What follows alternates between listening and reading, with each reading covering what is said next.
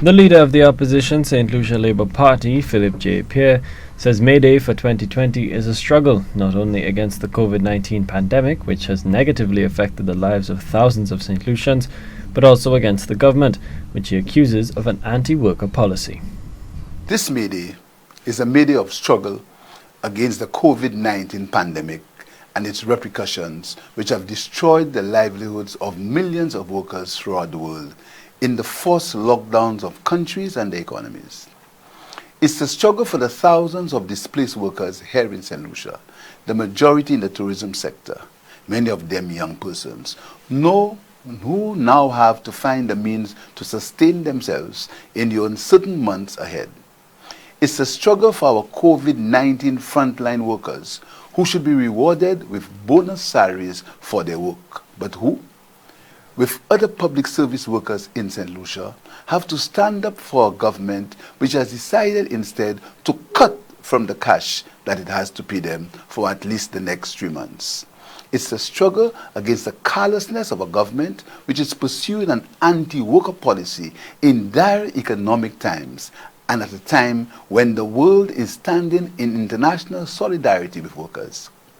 Pierre claims that the government proposals are counterproductive, as it will reduce the amount of money circulating in the economy, resulting in it deepening the recession as well as causing greater hardship for business. However, Pierre contends this May Day is still one of hope. There is hope in the valuable contribution that these workers, displaced by the pandemic, made to the maintenance of our economy before COVID-19. There is hope in the valiant service being rendered by our doctors, nurses, firefighters, police, emergency officials, as well as sanitation workers to keep us all safe from the pandemic. There is hope in the untiring work of the water company employees to ensure that we receive water at this critical time.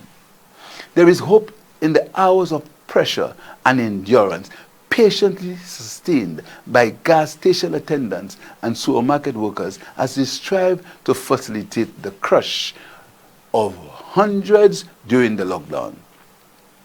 There is hope in the faithful toiling of our farmers and fishers to continue to provide food in the face of the uncertainty that it will be sold in the current circumstances. The opposition leader also made mention of the creativity of the island's youth, as well as the professionalism of teachers as they take on the challenge of e-learning due to the pandemic. Pierre extended his gratitude and congratulations to all the workers as he pledged the support and solidarity of the St. Lucia Labour Party in their current struggles. Colby DeVoe, HTS News Force.